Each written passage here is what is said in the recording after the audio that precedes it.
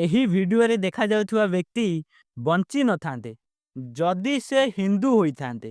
କାରଣ ମାରୁଥିବା ଲୋକମାନେ ମାରିବା ଆଗରୁ ତାଙ୍କର ରାଜ୍ୟ, ତାଙ୍କର ଭାଷା କି ତାଙ୍କର ଜାତି ବିଷୟରେ ବି ପଚାରି ନଥିଲେ।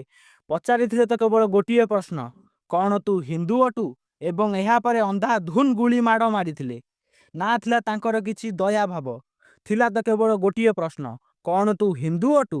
ଜାମ୍ମୁ କାଶ୍ମୀରର ପହଲଗ୍ରାମରେ ମଙ୍ଗଳବାରର ମଧ୍ୟାହ୍ନ ସମୟରେ ପ୍ରାୟ 3ଟା ବେଳେ ଯାହା ଘଟି ଯାଇଥିଲା ତାହା ମଣିଷ ପଣିଆକୁ ମିଥ୍ୟା ସାବିତ କରିଦେଲା। ଏହା ଏକ ଲଜ୍ଜାଜନକ କଥା। ଆମ ହିନ୍ଦୁ ସମାଜ ପାଇଁ କାଶ୍ମୀରରେ 26 ଜଣଙ୍କର ମୃତ୍ୟୁ ହେବା ନେଇ ସୂଚନା ମିଳିଛି। ଆଉ ଏହା ଆହୁରି ବଢ଼ିପାରେ। ଏହି ଘଟଣାଟି କିପରି ଘଟିଛି ଆପଣ ଜାଣିଲେ ଆପଣଙ୍କର ଆତ୍ମା କମ୍ପି ଉଠିବ। ମଣିଷ ପଣିଆ ଉପରୁ ଆପଣଙ୍କର ଭରସା ଓ ବିଶ୍ୱାସ ଉଠିଯିବ। ଗୁଳି ମାରୁଥିବା ମାନେ ଟୁରିଷ୍ଟ ମାନଙ୍କ ପାଖକୁ ଯାଇକରି କହିଲେ ନିଜର ପ୍ୟାଣ୍ଟ ଖୋଲ। ସେ ଦେଖିବାକୁ ଚାହୁଁଥିଲେ କି ଏ ହିନ୍ଦୁ ଅଟନ୍ତି କି ମୁସଲମାନ। ଆଉ ଯେବେ କନଫର୍ମ ହୋଇଗଲା, ମାରିଲେ ଗୁଳି, ନଙ୍ଗଳା କରି ମାରିଦେଲେ ଗୁଳି।